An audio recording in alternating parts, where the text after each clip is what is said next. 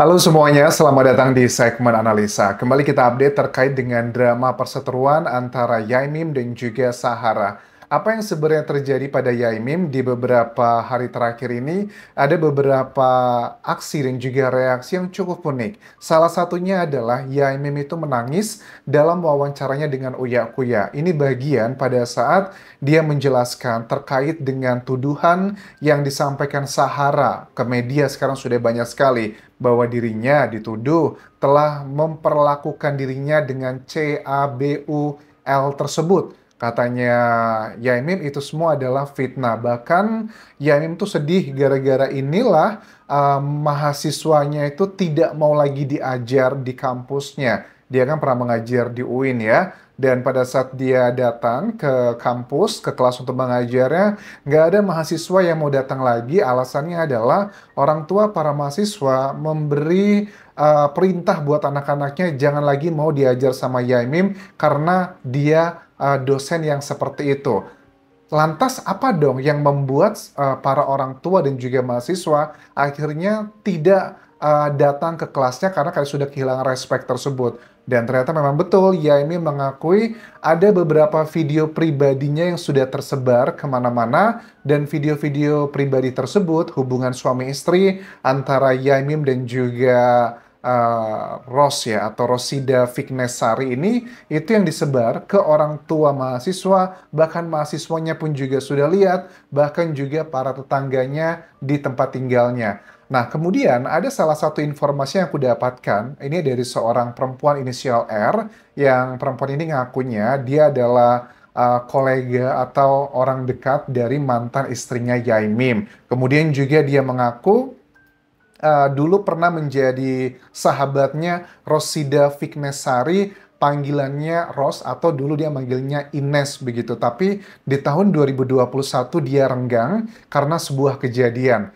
Ada beberapa poin yang mau aku bahas di sini teman-teman. Kita lihat dari dua belah pihak. Kemudian aku tanya nih sama sosok-sosok yang pro kontra dalam kasus ini. Kalau terkait dengan video panas tersebut, apakah yang benar video ini dikirim, yang memproduksi sudah mengakui ya, Yaimim dan juga istrinya. Tapi sekarang permasalahannya adalah siapa yang menyebarkan. Kalau dari versinya Yaimim bilang bahwa HP-nya itu sempat rusak, minta tolong dibenerin sama Sahara ataupun juga Agil yang bekerja di sana juga. Tetapi pada saat dibenerin itu, diinapkan itu berhari-hari, bahkan sampai 20 hari, bahkan juga kadang pada saat Yaimim itu katanya keluar, lagi nongkrong di gazebo-nya Sahara, pada saat dia mungkin pulang ke kamarnya atau rumahnya buat buang air kecil, HP-nya itu katanya dibuka-buka sama Agil atau sama yang lainnya. Kemudian video-video tersebut dilihat-lihat, bahkan Agil nih ya, menurut Yamin bilang manggilnya itu adalah kakek Sugiono gitu, karena ya itu tadi dia ngelihat videonya kok seperti itu. Tetapi ini dibantah sama inisial R ini teman-teman ya, selain juga timnya Sahara yang sudah pernah ngomong seperti itu. Menurut sosok inisial R ini, dia bilang begini bahwa saya itu nggak mungkin bohong mas, karena saya juga sebenarnya ya nggak ada hubungan dengan kasus ini, tetapi saya mau bersaksi untuk memberikan keterangan hanya di pengadilan saja. Terkait dengan yang mengirim itu, menurut inisial R ini bilang bahwa saya pun juga sama mendapatkan video-video tersebut di tahun berapa ini? Beberapa tahun yang lalu lah, sebelum kasus ini viral katanya. Ada dua video ya yang sekarang itu beredar. Video pertama itu aku gambarkan dengan kata-kata ya, karena tidak mungkin aku tunjukkan ya. Video pertama itu dugaannya si Ines atau Ros, istri dari Yaimim itu posisinya lagi di atas dan kemudian teriak-teriak khas seperti itu dengan kata-kata BANGS. Tahulah kalian seperti apa. Nah, video kedua itu adalah si prianya, dugaannya Yaimim, yang dia lagi pegang HP, kemudian lawannya, istrinya, itu memegang itunya, kemudian katanya sebesar balsam geliga. I don't know ya whether it is true or not gitu. Cuman dikatakan di sini bahwa kalau yang menyebarkan video tersebut dituduhnya adalah Sahara, orang ini katanya nggak terima karena dia pun juga dapat, dia punya bukti-bukti chattingan-chattingannya yang sudah dikirimkan juga ke aku, cuma tidak mau aku tampilkan. Biarlah ini masih menjadi praduga tak bersalah ya, karena dari kedua belah pihak yang disampaikan dari sumber istimewa ini juga bukan hal yang baru, dari timnya Sahara pun juga sudah kurang lebih menyatakan hal yang senada. Agil itu marah karena dia juga dikirimi video begituan, alasannya adalah alasan edukasi. Nah, ini juga menjadi salah satu narasi yang disampaikan dari ketua RT atau ketua RW di beberapa waktu lalu bahwa salah satu alasan kenapa warga tidak mau menerima Yaimim tinggal di rumahnya tersebut adalah gara-gara sering mengirimi video yang beraktivitas kayak pribadi, aktivitas macam-macam. Termasuk juga dugaannya sih kalau Yaimim yang ngirimin itu adalah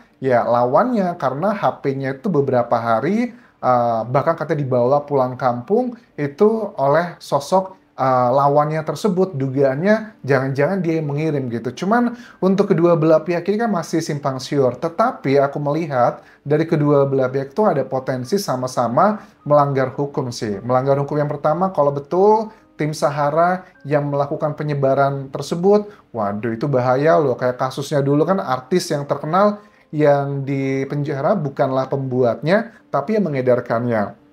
Tapi kalau itu fitnah ya bisa aja ini menjadi bumerang buat timnya Yaimim. Sekarang kita lihat dulu tangisan dari Yaimim pada saat diwawancara di Uya Kuya. Aku menariknya adalah gini.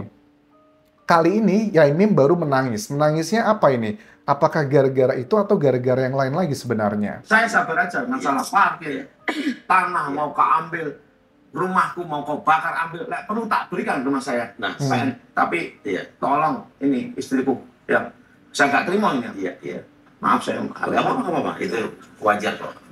Saya kiai loh saya ini kiai, jadi saya harus bisa jadi contoh ya. Udah mulai menangis di sini. Saya ini penghafal Quran. Saya dituduh jatuh. Saya dikatakan di depan mahasiswa saya. Kok mau-maunya kalian diajar oleh Yaimim, dosen yang telah mencap saya. Itu dikatakan ada videonya. Oke. Memang betul ya, memang ada video Sahara pada saat dia rekam, diupload ke sosial medianya, teriak-teriak di hadapan mahasiswanya yang datang saat itu, kalian kok mau diajarin sama dosen yang seperti itu. Tetapi untuk peristiwa itu, yang pada saat mahasiswa ada puluhan datang ke rumahnya Yaimim, itu kan mereka karena sedang kuliah di sana, mungkin gayanya beliau mengajar seperti itu, dan pada saat itu aku lihat video yang beredar yang mereka upload, ada musik dangdut kenceng banget, dan itu berasal dari tempat tinggalnya Sahara ya, dan musik dangdut itu yang kenceng banget, jelaslah sangat mengganggu ya Yaimim yang sedang mengajar mahasiswa di sana. Daripada stres, daripada ribut, ya udahlah akhirnya mereka joget-joget aja menikmati musiknya. Menurut aku itu sebuah strategi ya, karena daripada ribut, kesel, ya sudahlah nikmati aja musiknya. Tetapi sayangnya, reaksi tersebut dinilai oleh timnya Sahara, suaminya dan juga Sahara, itu kayak ngejek, kayak mau nyerang gitu. Akhirnya terjadi konflik lagi. Nah, dengan tangisan ini pun aku lihat di beberapa statementnya podcastnya Uya Kuya ya, bahwa dia ini sekarang, terutama untuk beliau ya, Yaimim ini sudah tidak nyaman lagi tinggal di rumahnya. Bahkan sering berpindah-pindah dari satu hotel ke hotel lainnya, walaupun Yaimim mengaku dia tidak punya uang sebenarnya. Cuma mau bagaimana lagi, ya namanya juga sudah nggak nyaman. Ini sebenarnya cukup kontradiktif ya. Aku nggak tahu apakah waktu Yaimim kemarin pernah ngomong, saya sudah mendapatkan rumah baru di Citraland katanya. Ada yang nawarin saya, ini syutingnya setelah atau sebelum dari Uya Kuya. Siapa tahu kita husnuzonnya. Oh, karena kesulitan keuangan seperti itu, akhirnya ada yang menawarkan rumahnya. Mudah-mudahan sih harapannya seperti itu.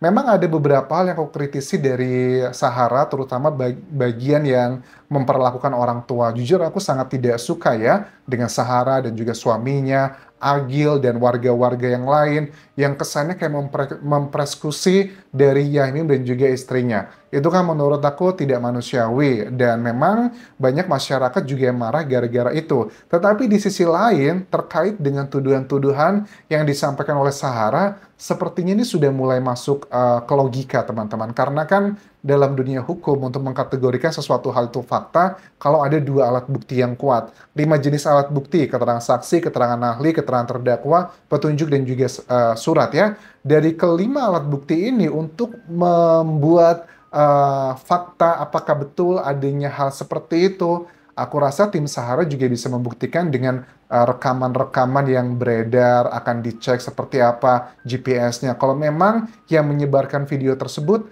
adalah dari handphonenya Yaimim, juga harus dipastikan siapa yang mengirimkan. Karena alibinya Yaimim kan HP-nya sempat dibawa ke mereka, katanya sampai 20 hari ya kalau nggak salah, ke mana, ke Madura dan sebagainya.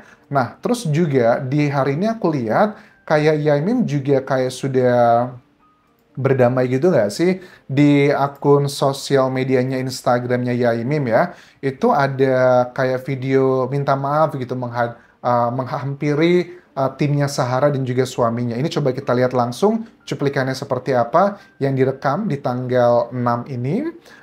Bulan Oktober 2025 jam 10 pagi. Alhamdulillah berhasil minta maaf kepada Ibu Sahara. Tindak lanjut podcast Densu yang belum tayang, di mana Bu S telepon saya meminta maaf.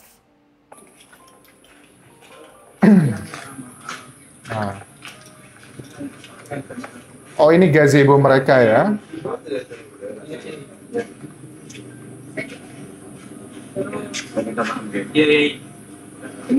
Ya Allah, terima kasih Pak. Ya Allah. Pak Sofian, saya juga minta maaf. Ini Pak Sida juga minta maaf. Pak Sarah. Pak Sarah. Pak Sofwannya sabar ya. Ya. Dari hati.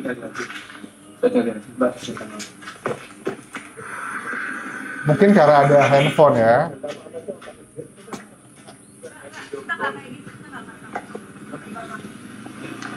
Salam-salaman. Tapi Ibu sama-sama enak, Mbak. Ya masih ini sudah. Kan direkam masih. Iya. Cek. Halo. Oke. Jadi kalau dari Saharanya sih tadi bilangnya adalah taruh handphonenya dulu gitu kalau minta maaf dengan tulus gitu. Ya, ini sudah complicated ya, karena sudah berhubungan dengan banyak tokoh-tokoh juga sudah membahasnya, mereka juga sudah podcast di mana-mana. Tetapi coba aku lihat dari sudut pandang yang lain, dari rekan dari yang inisial R tadi, yang menghubungiku lewat Instagram teman-teman. Terkait dengan rumah, ini kayak sedikit flashback, karena ada salah satu statement juga dari Rosida, istri dari Yaimim pada saat diwawancara di Uyakuya bilang begini, tolong jangan ganggu keluarga saya dan juga mantan suami saya, karena ini tidak ada urusannya dengan mereka. Nah, kemudian aku coba cross-check nih, dari sosok inisial R ini yang mengaku adalah kolega atau teman dekat dari mantan istrinya Yaimim, dan juga dari mantan temannya istrinya Yaimim yang sekarang bernama Rosida tersebut. Dikatakan begini bahwa ya, tanah tersebut sebenarnya itu adalah tanah yang dibeli oleh mantan suaminya dari Rosida. Namanya siapa di sini?